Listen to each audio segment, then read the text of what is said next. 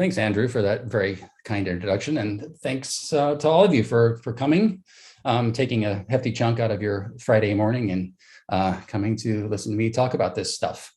All right, so so I want to talk about Hebrides English, which is a variety of English that's used, as the title says, on the west coast of Scotland. It's a little bit, there's a little bit more to it than that, which I'll get to here in just a moment. Okay, so. Okay, so the relevance of this topic to this group, of course, is that this variety of English is characterized by a number of features which are likely acquired through contact with Scottish Gaelic, and many of the speakers of this variety of English are bilingual in Gaelic. Okay, and so they'll be code shifting back and forth between the two varieties on a regular basis. And so, that's probably a big part of the reason for the feature sharing that we see between these two varieties. One of the important things to note about this variety, though, is that it hasn't been researched particularly well. It was ignored by the Linguistics Survey of Scotland, which was conducted back in the 50s and 60s.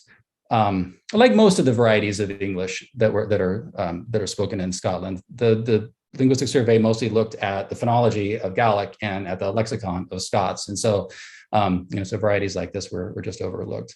And since then, not much has been published on it. I'll talk a little bit more about that soon. Okay. That said, we do know a fair bit about what the distinctive features are of this variety.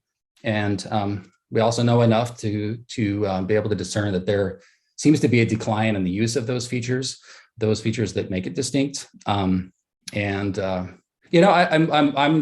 concerned that maybe before we're able to research it all that well, it's going to actually disappear as a distinctive variety of English. Hopefully not, but that seems to be what we're looking at. Okay, so I would imagine that most of you, in fact, I know most of you are familiar with the geography of this part of Scotland that we're looking at. But this is the Hebrides of Scotland. The island chain that you can see on the left of the screen there, from Barra in the south to Lewis in the north, is what was usually referred to as the Western Isles. And then there's also Skye. Those are the islands that we'll be talking about in particular today. Okay. So this region has been a stronghold for the Gaelic language for a very long time, from centuries and centuries ago, when most of Scotland was Gaelic speaking, up until even now, when Lewis and Harris are more than 50% Gaelic speaking. I think this is true of Barra and the US as well. Skye even is still at around 25% Gaelic speaking. And there's nowhere on the mainland with numbers anything like this. So you can travel very far on the mainland before you find any native Gaelic speakers. I mean, there are learners, of course, that you'll encounter. I know this from personal experience. You have to drive very far to find anybody on the mainland. Okay. So it is the case that English has been widely spoken in this area for quite some time. It hasn't been the dominant language in the area that it is now until very recently, though. Okay, Gaelic was the dominant language until the Second World War, I would say. Okay, but nevertheless, English did have a presence in the area for economic reasons, for political reasons, for educational reasons. And of course, Stornoway and Portree, which are the two largest, shall we say, urban centers in the area. They're not really urban, they're towns, but they're the closest thing that you have to that in the area. And those are the areas that were the centers of commerce with the mainland. And so there was a lot of traffic back and forth to the islands that was centered in Portree, centered in Stornoway. And in order to do business in those areas, of course, you had to have English. So English was used. The big change probably came in the late 19th century when English became compulsory in Highland schools. via the Education Act of 1872, which effectively ended non-English medium education in Scotland for over a century. Now we have Gaelic medium education. Again, it's very popular, but a century on, a lot has changed. And in particular, we've just had widespread language shift, and it's really difficult to overstate how severe and how drastic a change has come in the area linguistically because of the act and other associated policies, and of course lots of other factors as well. Okay. Nowadays, kids from Gaelic speaking households will universally encounter English in school. At first, English was confined to interaction with outsiders, but now English is edged out the Gaelic language, and especially in the public sphere, and more kids are growing up, even when their parents or grandparents are Gaelic speaking, kids are growing up using predominantly English. Okay. But worth pointing out here, of course, is that by the mid-20th century, virtually all Gaelic speakers were bilingual in English. So you had a situation that was really ripe for the development of contact varieties of both languages. And of course, today I'll be talking about the contact variety of English. In fact, some scholars have argued that there are broadly speaking, two Gaelic influenced forms of English to the north and west of the Highland Line. And if you don't know what I mean by the Highland Line, I'm talking about, very broadly speaking, I think you can see my cursor, that line that extends along the southeastern perimeter of the Highland area from roughly Inverness down to Loch Lomond. Okay, so everything north and west of that is beyond the Highland Line, which is an area that, again, only fairly recently has become dominantly English speaking. It did not have the Scots speaking populations that we associate with the lowlands. And of course, the islands, the Hebridean island chain, are the most remote part of that area. And so I think what Cadford is trying to get at when he is drawing this map is he's trying to suggest that the mainland areas beyond the Highland Line became English dominant so much earlier and had so much contact with Scots that they are qualitatively different in the way that they use English, the form of English that they use, compared to the way English is used in the islands. And so he wants to say then that there's Highland English, which is standard English on a Gaelic substratum, okay, with varying degrees of Scots influence. And this is found on the mainland, where the majority of the inhabitants no longer speak or even hear or understand Gaelic, as opposed to what he calls Island English, and what I'm calling Hebrides English, which is spoken with varying degrees of imperfection as a second language by persons whose mother tongue is still Gaelic. Okay, and this was as recently as 1957. He felt comfortable making claims of this sort. Okay, now how tenable this claim is today, that's very, very questionable. How tenable it was even in 1957 when he originally made the claim, that's a little bit harder to say, but my suspicion is it's not quite as cut and dried as that.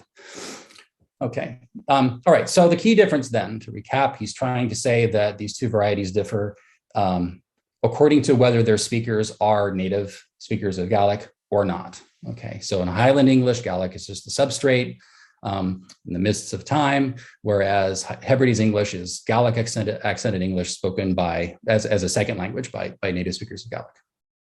Okay, very different claims.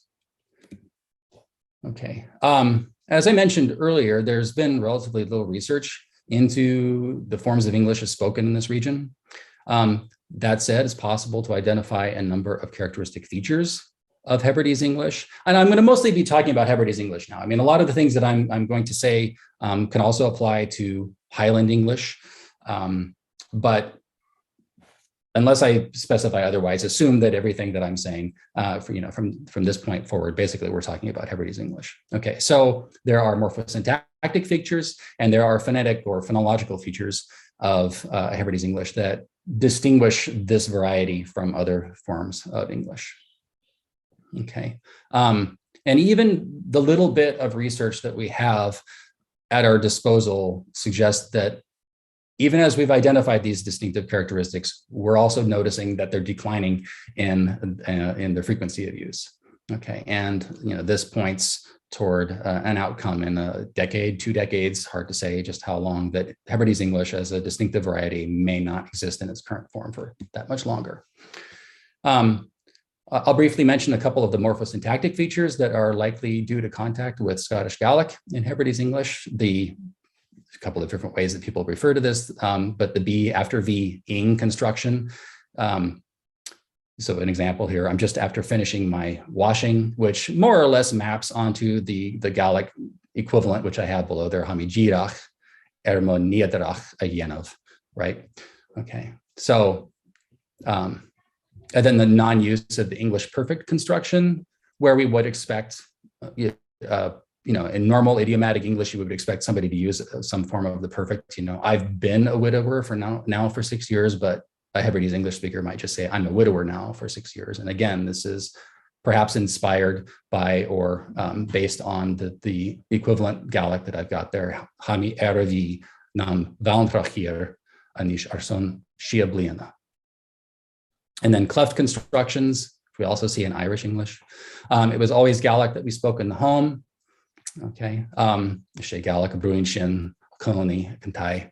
There are, I'm sure, other morphosyntactic constructions I could point to, but as a phonetician, I shall be focusing on that aspect of things. Okay, and Sylvia and Andrew, I'm sure that the two of you could easily trot out additional examples. Okay, so some of the phonological features of Hebrides English that are probably due to contact. There's a lack of voicing contrast in coronal fricatives. Okay, so instead of measure with that voiced fricative, you get measure. The affricate in just comes out as just, things of this nature. And this is based on the idea is the lack of a voicing contrast in Gaelic as well in these contexts. Okay. There should have said lack of a voicing contrast in coronal fricatives and affricates, not just fricatives. Similarly, in stops, a word like glory might come out as glory. Building comes out as building. Okay.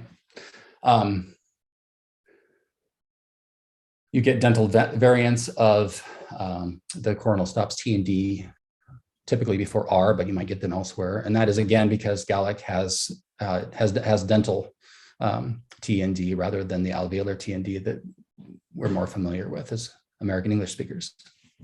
A really big one is the pre-aspiration of voiceless stops.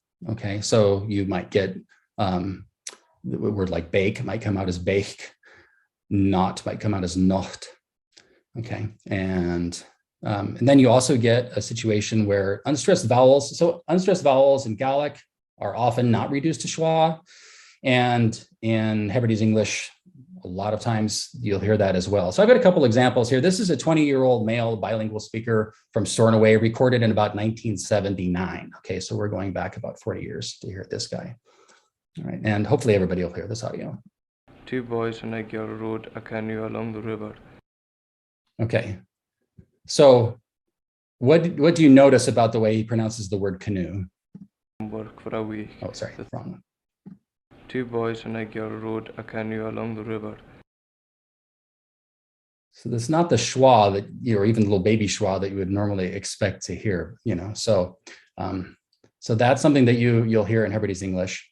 And then what do you notice about this particular example? Come back here. Work for a week. I could play it another time or two if that helps. Work for a week. So notice the pre-aspiration in his pronunciation of week, where he says week. Okay. Sorry, and again, Ian, yeah. what is that person supposed to be saying? In the first example, this one here. Yeah. Work for a week. Work for a week. So it's just part of a narrative that he was reading. She took off from work for a week. Okay. So yeah. Thank you. Yeah. Okay. Work for a week. And then I'm not sure why it's auto playing that, but moving on. Okay. So now that I've made a whole bunch of hay out of pre-aspiration, there has been a number of suggestions that it's really Lewis English. So Hebrides English as it's spoken in Lewis, where you hear this pre-aspiration. That's not quite true, but it is kind of true. Okay, where Leoisic do it all over the place. You'll hear Harris people and Skye people and North US people do it as well, but not as often. And Skye people in particular, for example, will tend to do it with diphthong. So about, that sort of thing, or nicht, they'll do it. The Skianok that we all know and love, Mariel Fisher, for example, that's where her pre-aspiration tends to show up. Okay. Having said all that, it is worth pointing out and emphasizing that it is Lewis where this tends to predominate. So even in 1940, Bergstrom was writing postvocalic KTP are usually rendered by Lewisman as pre-aspirated versions of KT and P, and nobody seems to be aware that this is not the proper English pronunciation. In other words, everyone just takes it for granted that that's what you do. And then much more recently, I was present at a dinner table, and this was how the conversation went. There was a Harris native who said, "Those Leoisic, they're always carrying their pre-aspiration over to their English. Us Herrick don't do that." Okay. And of course, he was sort of winking at his wife, who is a Lewis native. And she said, "Yes, but you have to find an authentic Leoisic to hear that." Right. So the idea being that this is really something that distinguishes, authentic Lewis people from all others. And if you know Ian Urquidon, who that's who that is, then you'll understand the way he's kidding there. Now, in terms of the research that's been done, you'll see over the past century or so, people will, as they're writing, if they have occasion to mention the form of English as it's used, Andrew, that's true. If they have occasion to mention English as it's used in the Highlands or in the Islands, they'll make this observation or that, but they tend to be isolated examples, sort of anecdotal, but they tend to support the generalizations that I've just made. It isn't until the late 70s, early 80s, mid 80s really, that we start seeing published studies that are systematic investigations of the variety of any sort. And the two in particular that I could point out are Saban, 1985. She's looking at morphosyntactic variation in Skye and in North Uist. And then Cynthia Shuken in 1985 published a very preliminary look, and you'll see just how preliminary in a few minutes, a preliminary look at sociophonetic variation between Lewis, Harris, and Skye. And then a couple of years ago, I did a similar study looking at pre-aspiration and glottalization in Hebrides English. I cast a somewhat wider net using basically all of the participants that we were able to rope in when the Army of Linguists went over to Skye in 2013, Andrew and Mike and some of you other folks, yes, Diane Stiller, will remember that. So that's who I was able to include in this particular study. And it was a pretty good selection, but with some clear holes, and you'll see in a moment why I'm not advancing here. Okay, so what did Saban look at? She was looking in particular at the be after V-ing construction that I've already mentioned and the non-use of the present perfect. She looked at a couple of other things as well, but those really stood out to me when I was reading her paper. Those forms were overwhelmingly used by speakers that were in their 50s or older, and especially speakers that were above 70. And then in the fairly numerous participants that she had that were under 20, there were no examples. So when you start seeing something that's that categorical, that really suggests that set of features is on its way out. And yeah, and I even now you don't hear it very much. Cynthia, Sylvia, maybe when have you found that people are doing this kind of thing? If you're paying really close attention. So the Muriel, when we were working on perfects, like Muriel would translate things. She'd be like, "Well, I'm after doing my thing," especially with her. She does air and asjoy or anye or agnes Lewis, right? But so she would translate it with the after in English and be like, "Let me think about." Yeah, and the people I was working with, several of them mentioned like, yeah, some of us, you know, that age, right? So like kind of 60 and up would still use it. Yeah. So, you know, here we are 35 years later, and, you know, it's still with us. So I guess that's, you know, that's encouraging if you find these sorts of things interesting. Okay, so Saban, let's move ahead to Shuken here. So Cynthia Shuken, you'll hear me call her Cynthia because we're friends. She was looking at clear L and velarized L, among other things, you know, as realizations of the phoneme L in Hebrides English. And the participants that her published study included she was looking at a very small age range. She was looking at 22 younger speakers aged between 15 and 25, okay, male and female. And the breakdown that she had was interesting. She had speakers from Lewis, she had speakers from Harris, and she had speakers from Skye. Okay, so she has this geographic distribution. And then she also has monolinguals and bilinguals. And where do the monolinguals come from? Primarily from Stornoway and Portree, those, you know, quasi-urban centers in Lewis and Skye that I mentioned earlier.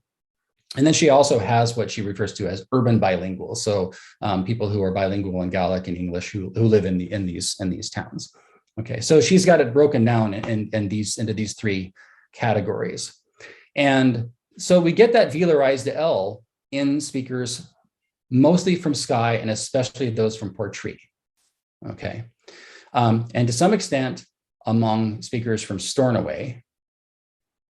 And outside of those urban centers, clear L dominates. Okay, so why does this matter? Well, that velarized L is a salient characteristic of the Glasgow dialect, and in fact of the Central Belt dialects more generally. Okay, so it's possible then, it's not a big stretch to conclude that this is you know, sort of like lowland influence from the big urban centers of Scotland influencing the way English is used in the, you know, corresponding urban centers in the Hebrides.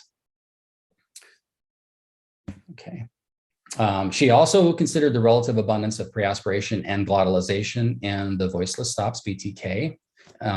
As we've said, pre-aspiration is a Scottish Gaelic feature, whereas glottalization is a feature of urban dialects. It's a rather aggressively spreading phonetic feature of more, you know, urban English dialects across Britain, actually. But it's certainly a characteristic that you'll hear in Glasgow and Edinburgh. Now, she found that these glottalized variants were much more abundant among Portree and Stornoway speakers, whereas pre-aspiration was more common among rural speakers. And so once again, we have glottalization like that velarized dark L, strongly associated with speakers who are probably more likely to have contact with the urban centers in the mainland, or have an identification more with a broader sort of like Scottish identity as opposed to Islander identity. Okay. Okay. So, you know, an important takeaway is that these studies are telling us that Hebrides English is not monolithic. Okay, so any generalizations we want to make about it, we have to make very carefully. There's a lot of variation in the variety. Reasons for the variation that we're likely to see, the degree and kind of contact with English that Gaelic has had in that area, the characteristics of the local Gaelic dialects, because they vary quite a bit. The proportion in the community of bilingual and monolingual locals versus incomers, the relative rural character of the community, age, gender, and other demographic characteristics of speakers, what people are doing for a living, how much education they've had, things like this. But we really don't know very much about that, the way these factors might be influencing this variation, what form it takes. Okay, either as it exists right now or how it may have changed over time. We don't know nothing, but yeah, I would like to have a much clearer picture of it than we do. Okay. So once again, we have signs that younger speakers are less likely to use distinctive Hebrides English morphosyntactic features, while at the same time tending to favor incoming phonological features from the lowlands. This is especially true among those from rural more outside-oriented communities like Portree, Stornoway. And so as early as the late 70s, then Hebrides English was eroding as a distinctive variety. Now, why do I say the late 70s? Because that's when Cynthia Shuken was collecting her data, even though she didn't publish until 85. So fast forward 3 decades. Okay, so when I started to look at this, okay, so I did an exploratory sociophonetic study of Hebrides English. I had 24 Scottish Gaelic English bilinguals representing 9 regions in the Hebrides at 14 female, 10 male speakers aged 19 to 75 years. So we had a good range of people. I focused on pre-aspiration and pre-glottalization again, mostly because those are things that are relatively easy to identify and measure. They also, it's easy to use the same stem set for them because they tend to occur in the same sort of environment. So it's a nice set of variables to look at. It also, of course, allows me to be directly comparable with what Cynthia Shuken had done. And then also, of course, there's this really nice, clear division between pre-aspiration pointing toward Scottish Gaelic and glottalization pointing toward a mainland influence. So it's nice to keep those particular variables in the mix. There's lots of other things that we could look for. Okay. But those are some good ones. Okay. I think most of you, if not all of you, know what pre-aspiration is. So there's what pre-aspiration is sort of prototypically, and then what people call pre-aspiration. But prototypically, we're talking about something that's the inverse of the aspiration that we think of when we're thinking of voiceless stops in English. So you get that voiceless glottalification before the stop closure instead of after it. So it's sometimes called voice offset time instead of voice onset time. Okay. In Gaelic and in other languages, it often comes out as a velar or palatal fricative, so something that's got more of an oral nature. This is especially true in Skye, Harris, and down into Argyll. Okay.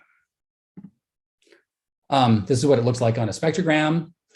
Okay, so here we have somebody saying the word seat. This is the pre-aspiration component right here. Here's your S, your vowel, the pre-aspiration component right there at the closure, and then the release.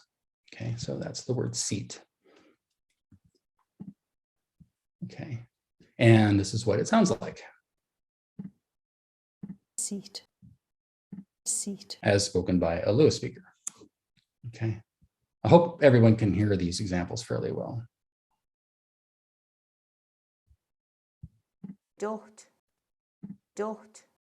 Okay, and so once again, we have both Lewis speakers, but here we have good examples of pre-aspiration. Okay, what does glottalization look like? Well, again, it's pretty easy to spot on a spectrogram. You have in the waveform this shimmer feature right here. It's really quite salient, and then in the spectrogram itself, you get this what's sometimes referred to as jitter. Okay, so it's nice and easy to spot. Okay. It's also in the popular literature often referred to as creaky voice, or shouldn't say creaky voice, but as vocal fry. Okay, and so here we have a young speaker. Sorry, I'll stop talking so you can hear her. Cop. Cop. Okay, so this is a 29-year-old from Skye producing glottalized versions instead of pre-aspirated versions. Got. Okay, so there we are. Okay, and here's a map that just sort of illustrates where in my study the participants came from. As you can see, Lewis and Skye are overwhelmingly dominating the picture, and we've got a handful of participants from Harris, North and South US, Grimsey, Vattersey, Rossi, and Tyree. Now, if I wanted to do this study in a really proper way, it would be nice to have a fully balanced set of participants from each of these islands and maybe a couple more islands as well. But good luck finding more than a handful of native speakers from Rossi or Tyree or Grimsey, right? It's not going to happen. Lewis, that's not going to be a big problem. Harris, should be okay, but North and South US, not a big problem either. But it's just, that's the problem now with trying to do this kind of field work. You know, if you're trying to include bilinguals, it's very difficult to get that kind of like ideally balanced participant set. And this is, you know, we make fun of reviewer number 2, but this is a discussion that I've had with reviewers. You know, it's like, I can't get a perfectly balanced data set because those people don't exist, you know, so we do what we can. And the reason that I'm sort of like expanding on this right now is because this is going to be relevant to the situation I'm going to talk about in a few minutes. Okay. So in the study that I did, then we did find very clearly that Lewis speakers were pre-aspirating a lot more than other speakers. It's absolutely true. Okay. So here we have the tokens in this column. We have Lewis 5 and Lewis 4, whom you heard earlier. Okay, when I played those recordings, 46 and 44 tokens of pre-aspiration, plus 2 more over here in these unstressed environments. So they vastly outstripped all of the other participants in this study. Okay. The other thing that's worth noticing is that women dominated the pre-aspiration versus men, right? So the top 6 are all women, the bottom 7 are all men. Okay. We got a little pre-aspiration in North US, we got pre-aspiration in Rossi, but outside of that, we really just hardly had any. Okay, Lewis is where it was. Okay, and as I said a moment ago, women were pre-aspirating a lot more than men, in particular, these 2 older female Lewis speakers. Okay, now if we look at glottalization, again, we see that women are a lot more likely to glottalize than men. However, it's younger women in this case. The age difference is not quite as apparent as it was with pre-aspiration. It's harder to draw a line and say, okay, below this, women are a lot more likely to glottalize than they are to pre-aspirate. But you know, I would sort of tentatively say that under 50s tend to glottalize, whereas over 50s tend to pre-aspirate. Okay. I wasn't able, given the participants that I had, was unable to associate it with any particular island very clearly, unlike pre-aspiration, which again is very clearly associated with Lewis. Okay, so takeaways then from the study that I did, pre-aspiration, this conservative feature in Hebrides English now seems to be restricted to older speakers, particularly women, particularly in Lewis. Okay. Now, if we think back to what Catford was saying, okay, remember that his claim was that Hebrides English was basically Gaelic accented English, is spoken as a second language. Okay, if that was the case, then wouldn't we expect to see everybody doing it? You know, so whenever we had bilingual speakers, wouldn't we expect pre-aspiration or other, you know, very clearly features very clearly of a Gaelic origin to come over into their English if that's what we were witnessing, and we don't really see that. Okay, so it suggests to me that instead we have a dialect of English which has risen alongside Gaelic, has borrowed a lot of features from Gaelic, but is a dialect in its own right. It's not just an accent. Okay, so that's the way that the data seems to be pointing, as I see it. Okay, so glottalization does seem like it's an innovative feature. As I pointed out, it's more common among women than men, especially younger women. Here I'm speculating professional status, education may be factors, and then possibly suggests a speaker orientation toward a broader Scottish identity as opposed to a local or island identity in the Lebovian sense. Okay, so back in October, the stark reality of my inability to do any kind of field work, or at least on the scale that I was hoping to, was beginning to set in. And so I began to sort of refocus myself toward other kinds of work. And so one of the things that I thought, well, I should see what kinds of materials are available in the archives at the University of Edinburgh, because I was staying in Edinburgh at the time. And I also wanted to know, a little bit about how Cynthia Shuken was conducting her fieldwork. Okay, so I wrote her an email, and she wrote back and she said, I don't even remember the question that I asked her now, but she answered the question. And then she said, oh, by the way, I recorded all of these people, over 100, back in the late 70s, and got these sociolinguistic questionnaires from them as well. And all that's just sitting in a box in the archives at the School of Scottish Studies. You're welcome to use them however you see fit if you're interested. To which I responded, really? That sounded amazing. Okay, so yeah, so that's what wound up happening, and that's what I've spent most of the last several months doing. Then is going through that box, figuring out what's there. Well, there's several boxes, and so yes, she had recorded over 100 speakers. It's a really nice, well balanced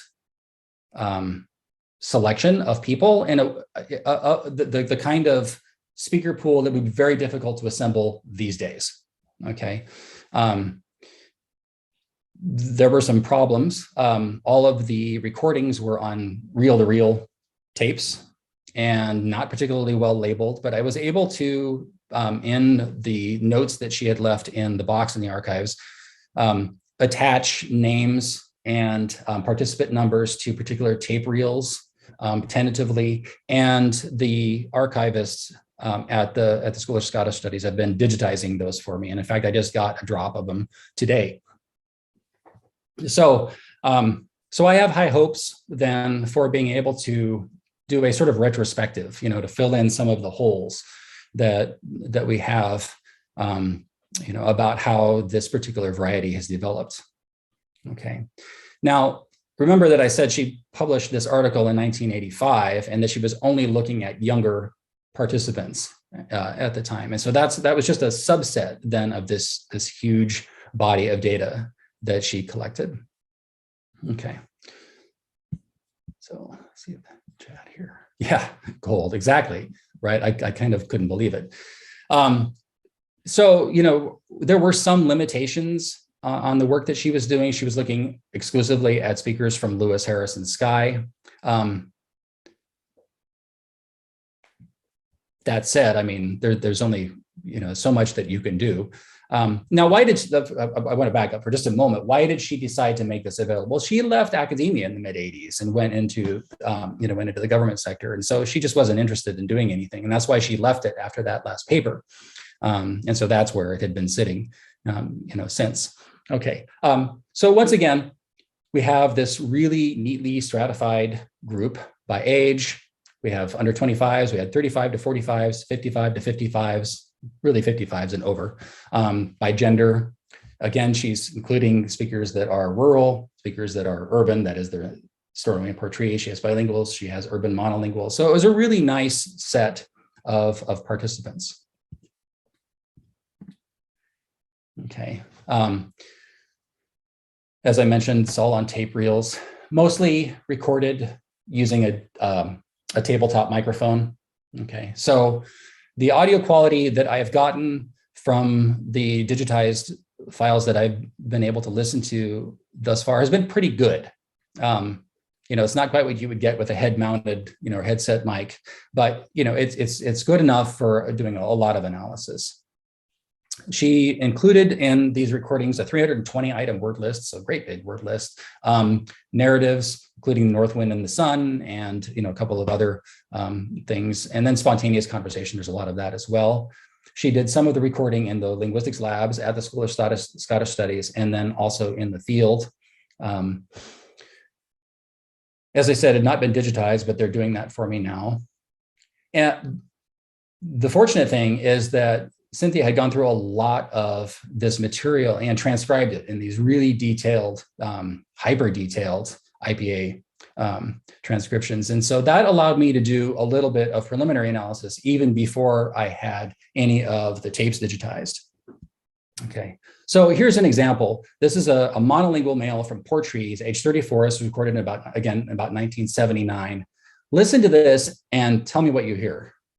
So Mary put a pot of tea and a cup on the tray, along with a jug of milk. Since she had just turned 30 that day, she treated herself to a cream cake as well. Okay. So if I were to hear somebody like that, I would immediately think that's an islander right there. Okay. So even though this is is a man from Portree, spent all of his life, grew up in Portree, monolingual. Okay. He's very clearly, to my ear, an islander, even though he's not, for example, pre-aspirating. So Mary put a pot of tea and a cup on the tray, along with a jug of milk. Since she had just turned 30 that day, she treated herself to a cream cake as well. Okay, so if I had to throw it out to you, what phonetic features do you notice about his English? And I can play it one more time. So Mary put a pot of tea and a cup on the tray, along with a jug of milk. Since she had just turned 30 that day, she treated herself to a cream cake as well.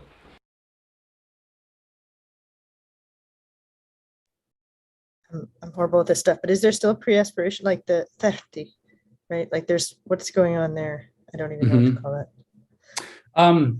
So normally I wouldn't describe it as pre-aspiration if it's that R before a T, but you do get that devoiced R. He's definitely doing that.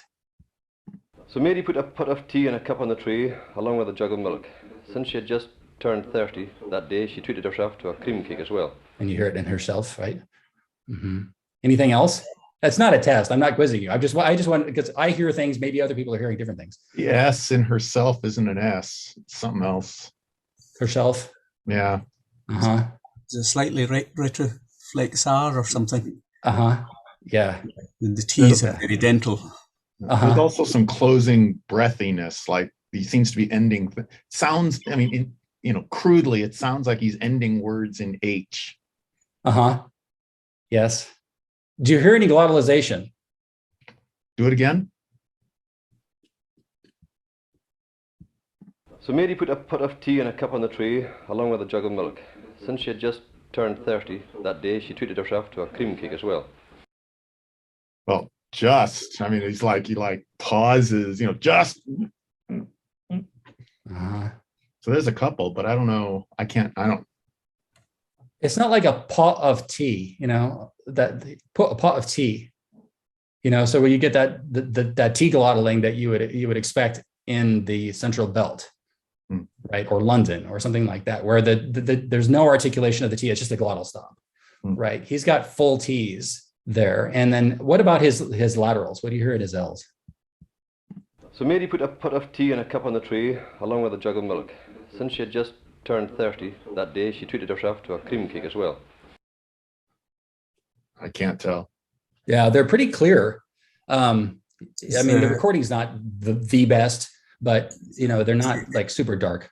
Is the L in well slightly devoiced? That's what I was wondering. There was devoicing there. Yeah. And how does he say milk? So Mary put a pot of tea and a cup on the tray, along with a jug of milk. Since she had just turned 30 that day, she treated herself to a cream cake as well. Milk.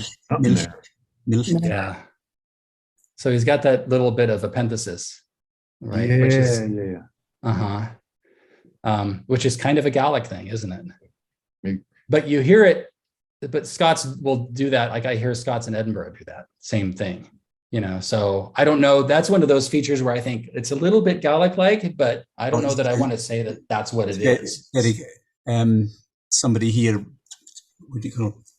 Myrick Capisdale was teaching hymns to the Gaelic hymns and going over the pronunciation, and it was an eye-opener to me. Olk, bad, which I was pronouncing Olk, is Olk. And she said it's just like somebody, a local Gaelic speaker would say milk. Milk. So there's so you got to devoice aspiration between the L and the K. Yeah, cool. So the reason that this is of interest to me is because, so remember I mentioned the questionnaires.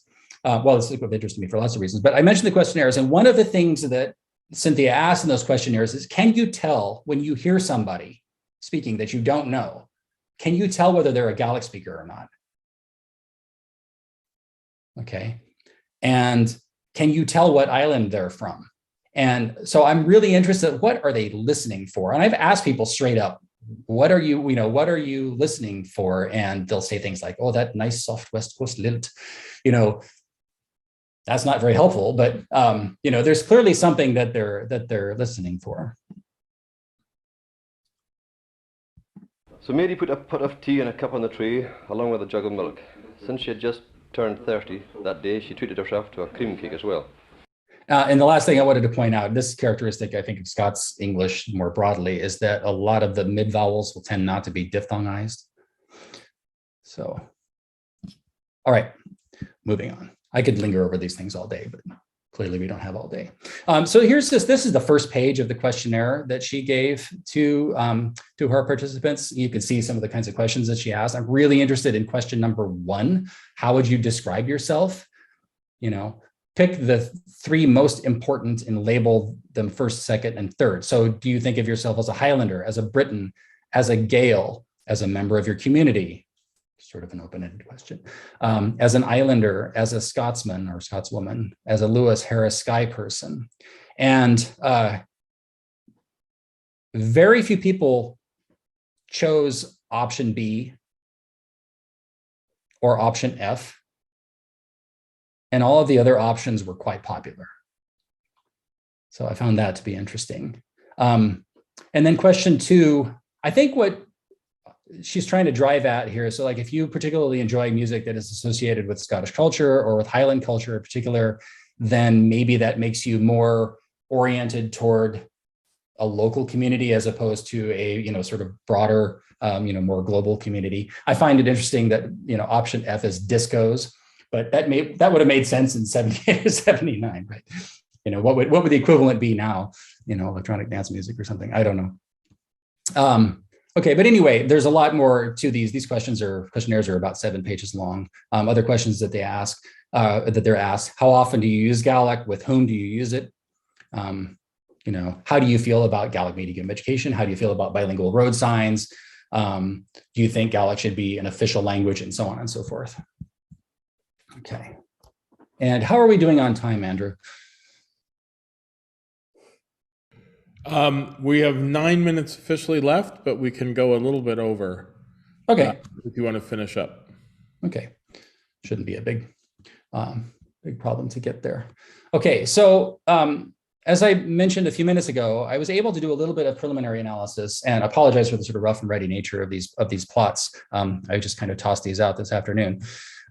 So based mostly on Cynthia's transcriptions, I sort of went in and did a little bit of data crunching to see what I could learn. And so if you remember, when I was looking at pre-aspiration just a couple of years ago, it was overwhelmingly women who used it. And when I'm looking at Cynthia's data, there's virtually no difference based on gender. Okay, so men and women are using pre-aspiration at practically the same rate. So that's something that has changed since then. Okay, there's also not that much stratification by age. So the age group that we're talking about, 1 is youngest, 2 is the middle, and 3 is the oldest. So it's clear that the older speakers are using pre-aspiration a little bit more than younger speakers, but it's not a particularly stark difference. Okay. When we break it down according to whether people are bilingual or whether they're monolingual speakers, we do see quite a bit of difference here. The monolingual speakers are using pre-aspiration at about half the rate of bilingual speakers, but they're not using it. Okay, so this once again tends to support the idea that what we're dealing with here is a dialect that's independent from whether one is a Gaelic speaker or not. Okay, if we look at the rural speakers versus urban speakers, again, we see that rural speakers are pre-aspirating a lot more than urban speakers. This is probably skewed because let's remember that all the monolinguals in the sample are also urban speakers. Okay, so those two will probably tend to reinforce one another.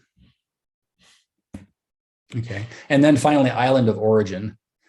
I would tend to ignore the bar for sky on the right-hand side because that data set is fairly incomplete. So it's not really telling you that much, although it's certainly less than you see for Lewis. Lewis is just like this massive abundance of pre-aspiration. So basically what you're looking at is Lewis speakers, if there's an opportunity for them to pre-aspirate, they will take it at about half the time. Whereas in Harris, they're a lot more reticent to use it, although they'll still do it. Okay. And this tends to support the impressions that people have described before about, Lewis English is where pre-aspiration tends to happen a lot more than any of the other islands. Okay. So trying to move this, the little zoom bars are obscuring my slide here, so I can't read it.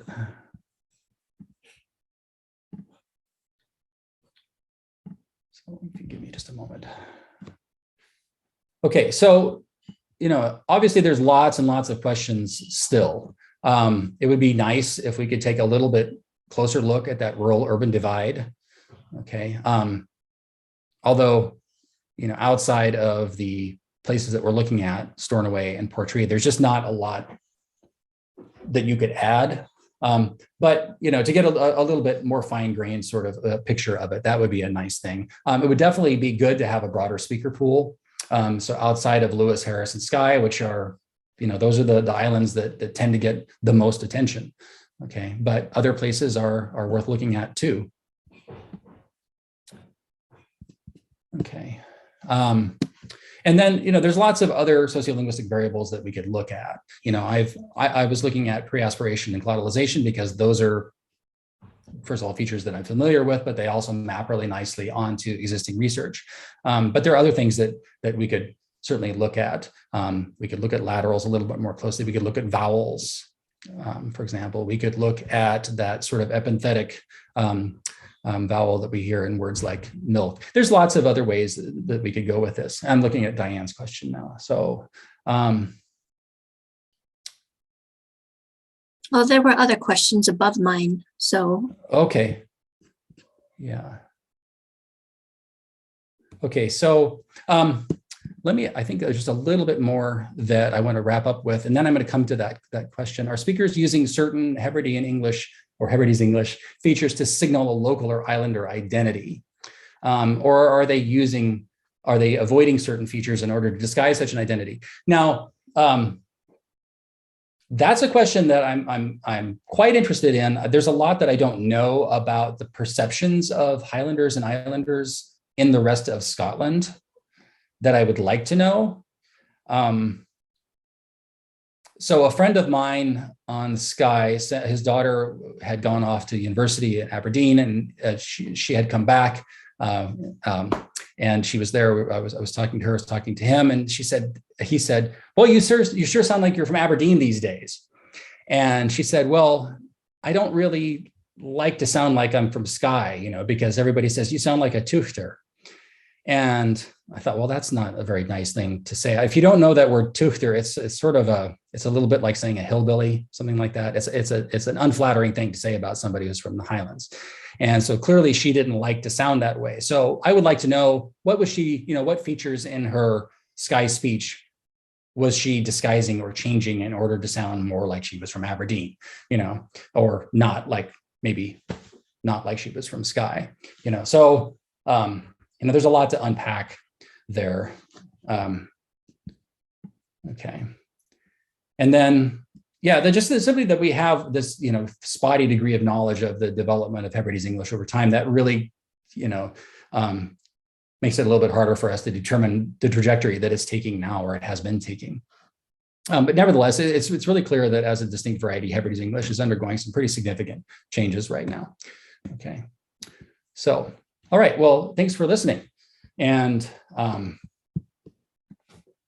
I brought that in under the wire time-wise. I think I did. Okay, so I'll It's in. Yeah. So there are some questions, and let's. I think Mike was first up. Okay. Awesome talk. Just one. Thanks. I mean, the first one here I had was about this B after V thing, and I was just struck by the fact that, of course, I was thinking about Welsh. Welsh has the same construction, but you don't get it in Welsh English. So I guess I mean, why do some? And this is a huge question, but why do some of these things come into these contact varieties and others do not? Why is it that, they're both going into English, so it's not about English. Both languages seem to have the B after V. Why is it that the Gaelic B after V creeps into the English, but the Welsh one doesn't? You certainly get it in the Irish. Oh, you do get in Irish. Yeah. I mean, the short and most honest answer, Mike, is that I have no idea why that's the case. In Welsh, is that just a simple perfect, or does that have a recent perfect? Ignoring what Sylvia, because it might be that there's a distinction in the Gaelic that isn't there in the Welsh. I don't know what those terms mean. I thought Welsh didn't have the after perfect, but I might be misremembering that. What do you think? Perfect is a simple perfect in Welsh. Okay, I don't know what you guys mean by perfect. So what was the thing that you're thinking about in Welsh, Mike, that you think was parallel? Wedi.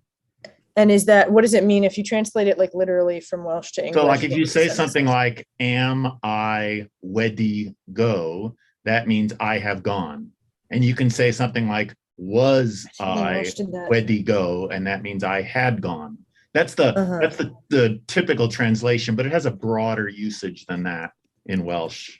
The difference, I think, Mike, is that in Gaelic, there's a difference between the simple perfect, which uses on, and the after perfect, which is a recent perfect.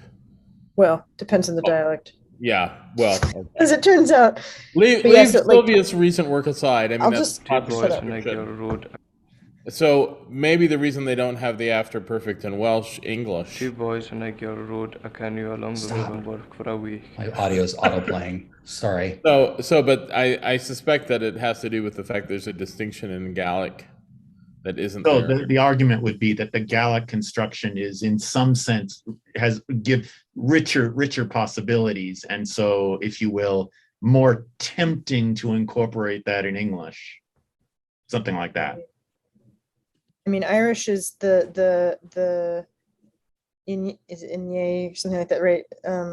Kevin, that's in Irish is a recent perfect too, right? It's like I have just, and then there's a separate way of doing like a regular perfect that's not an after one. So yes, maybe what Andrew said. I mean, there are other things that don't use wedi in Welsh that could also be borrowed in. So it's not like they have fewer tense options. It's just that this wedi thing really is only, sort of one general space. Anyway, I wonder if it has something to do with how long English has been spoken by by a large proportion of the population.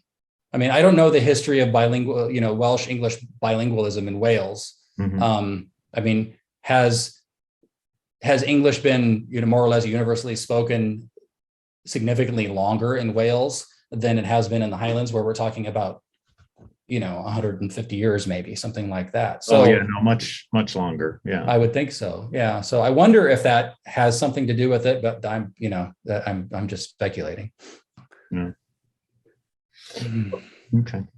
Yeah. I had another question which is related. If I could just sort of, if I could make a follow up. So it's that, and thinking about these features that come in, I'm thinking about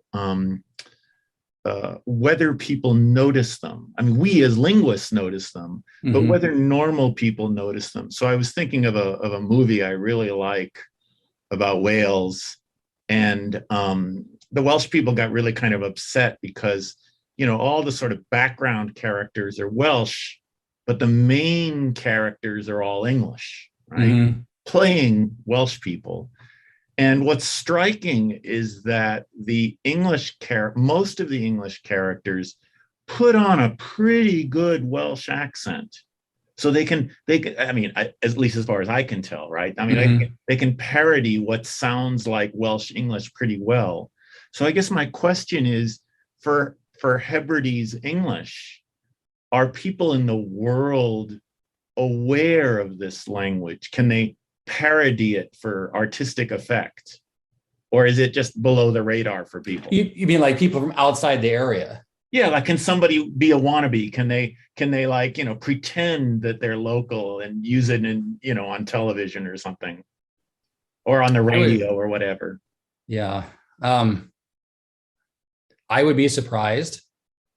You know, I've heard people try to do it and it doesn't sound convincing to me, but then I guess, you know, maybe some people are better at these kinds of things. In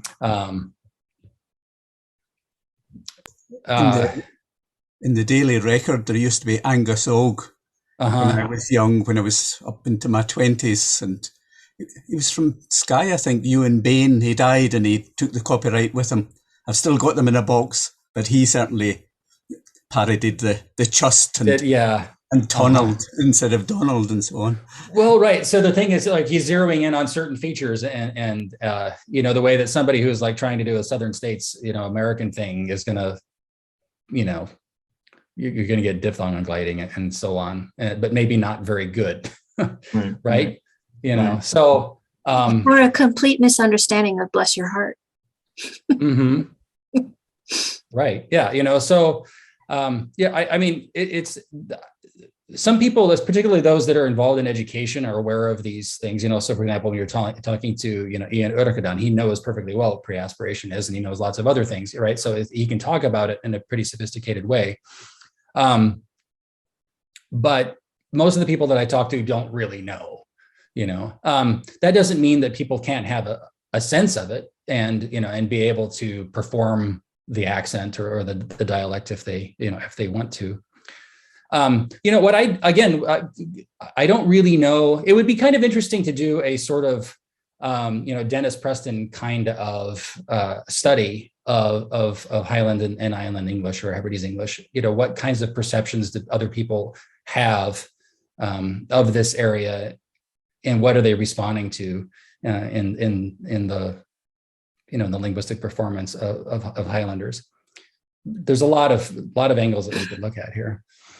Or maybe even what the speakers themselves of Hebrides English think mark their own speech, right? Right. Because I remember one time when Mike and I were in Wales, and we were in Northern Wales, and of course Mike is, you know, been trying to, he does speak Welsh, and for the most part, because we spend a lot of time in Northern Wales, that's the variety of Welsh that he'll use. And this isn't about varieties of Welsh English, but of Welsh. But clearly people up there, I remember once he was stopping, I thought we were on a trailhead, and all of a sudden I looked behind me and he wasn't there. And that's because he stopped to read this sign that was in both Welsh and English. And he was sort of sounding out the Welsh part as he was reading it. And there was this older couple there that was complimenting him on the fact that he was speaking his Welsh with the proper Northern accent, as opposed to those horrible Southern Welsh speakers who don't know what they're talking about, right? So, I mean, I do think that speakers themselves have, right, these intuitions about what marks their dialect and you know. Well, the vast majority of respondents to those questionnaires that Cynthia handed out to her participants, and I transcribed all of them, so I remember them, said that they could, you know, that they could spot somebody by island. They could certainly spot Gaelic speakers, you know. So, you know, she obviously didn't ask what they were listening for, but they certainly can do it, or at least they feel like they can do it. So, you know, I think it's a really good question. What exactly are they keying into? Yeah. This question of yours, whether, you know, so are you, Diana, are you wondering like how? Well, I just noticed media that are affecting? Not necessarily, well, kind of.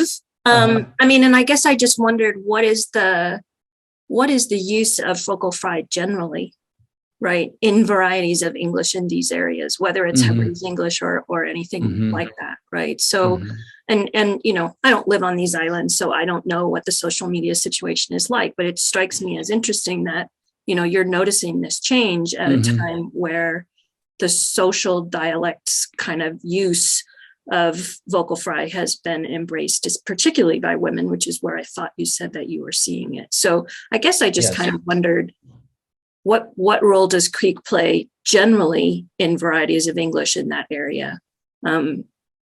Is there a gender divide there? Whatever. I mean, you may not know any of this information, but I was just curious. I haven't looked at Creek more broadly, although there are people that are doing that, and I should investigate some of that research that's out there as I follow up on this particular study. And once again, I'm afraid that as you just suggest, I don't really know. There seems to be a lot of flux happening in Scottish English right now across the board, and somebody sent me a recording the other day of a high school kid from Glasgow, talking to another kid, so it wasn't like performing for, it was like a surreptitious recording. And, so he sent me this recording and he said, "Where do you think this kid's from?" And I thought, that sounds like a North American kid who has spent a fair amount of time recently in Scotland. This was a born and bred Glaswegian kid, who sounds like a Californian who has moved to Scotland recently and has learned some things about how Scottish vowels are to be pronounced. So I don't even know what's going on. The other thing that I hear is particularly among, and again, this is very anecdotal, this is just my perception, is that there is a sort of female Scottish English that you hear all over the place. And I don't hear it in men as much. And so I don't really know what the details are there or why that's happening, or whether that's just my, American ear that's missing something, or drawing connections where I shouldn't be. But there's a lot going on. And so, that question that you're asking, Diane, is a super important question. And I think that the answer to it is likely to be a rather complicated and convoluted one. And I wish I knew it. Well, thank you. I mean, I kind of thought maybe, you've already said how that you sort of struck gold with these recordings, but just in terms of getting your own data right, how hard that is. So I would imagine it's not easy to know what these influences are, but anyways, thank you. Yeah. I think Andrew's trying to give me a hint here. I would be happy to answer any more questions, but I would imagine that you have got other things that you need to do. So perhaps I shouldn't. Well, let's just see. Are there any more questions? I'm surprised our speaker of Hebridean English is not more comments to make, but I'm looking at you, Kevin. One wee quick comment. I think I was talking to Mark Gringe about why pre-aspiration being more common among the Lewis speakers, and he said, which I thought was paradoxical, it's because they have much weaker pre-aspiration in Gaelic, so they can get away with using the same consonants in Gaelic and English. They think of them as the same thing. Mm-hmm. Yeah, and I that's probably what Bergson was driving at, and that little quote that he mentioned. They don't behave the same way, though. That's a consideration, So the vast majority of pre-aspirated tokens in any of these dialects in English are T, right? So P and K just get really the short end of the stick. That's not true in Lewis Gaelic, right? K gets the lion's share, K and T. T again, but and P not so much. In fact, like some dialects like Sutherland Gaelic, the P doesn't get pre-aspirated at all. So if they behaved in just the same way, then I would probably be a little bit more inclined to agree with him. But yeah, but I'm not sure that it's quite as cut and dried as that. Well, thank you, Ian. That was a really fascinating talk, and wishing you the best on your travels homeward. Looking Thank forward you. to talking to you more. So let's thank our speaker. Yay. Yeah. Well, and go ahead. Go ahead. I was just going to say, yeah, thanks everybody for coming, and I really appreciate all the input and questions that that folks are leaving me with, because it's given me a lot to think about.